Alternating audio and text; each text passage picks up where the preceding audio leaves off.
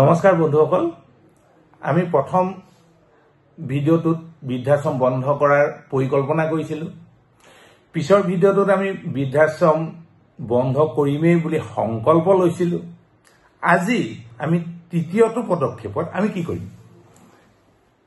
এটুপ এটুপ কৰি ডাৱৰৰ পানী পৰি ভৰি গ'ল বহল সাগৰ, আমি সৰুতে পঢ়িছিলোঁ। আমি এটা এটাকৈ এদেও এদেওকৈ আমি আগবাঢ়ি যাব লাগিব এই বৃহৎ এই ব্যাধিটো মহিমূৰ কৰিবলৈ। তো আহক বন্ধুসকল, আজি প্ৰথম পদক্ষেপটোত আমি সংকল্প ললো আমি যিকোনো উপায়ে বৃদ্ধাশ্ৰম বন্ধ কৰিম।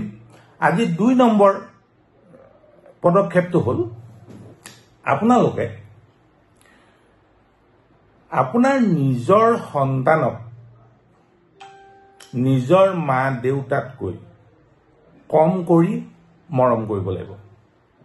কথাটো কিন্তু ইমান সহজ নহয়।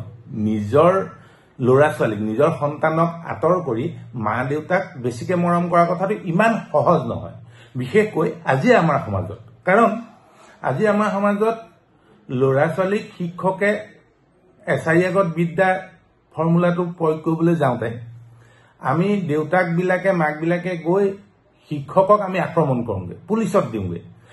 তেনে অৱস্থাত মা দেউতাক বেছিকে মৰম কৰি সন্তানক পিছলৈ ঠেলি দিব ইমান সহজে নোৱাৰো। এই কথাটো আপোনালোকে সকলোৱে মানি ল'ব।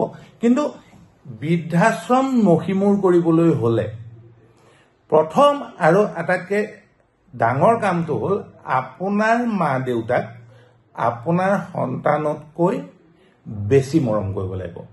ধৰা হ'ল মৰমৰ পাৰ্চেণ্টেজটো 100%।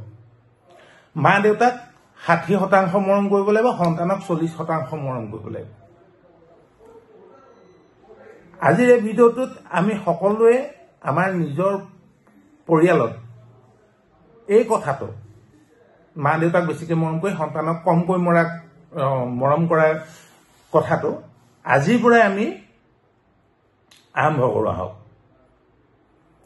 ইয়াৰ পৰা কি হ'ব কি নহ'ব কেনেকৈ হ'ব ইয়াৰ পিছৰ ভিডিঅ'টোত আকৌ আলোচনা কৰিম।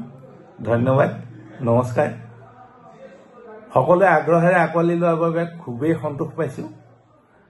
আমি আগুৱাই যাম, নিশ্চিত থাকক, বৃদ্ধাশ্ৰম বন্ধ হ'বই হ'ব। ধন্যবাদ।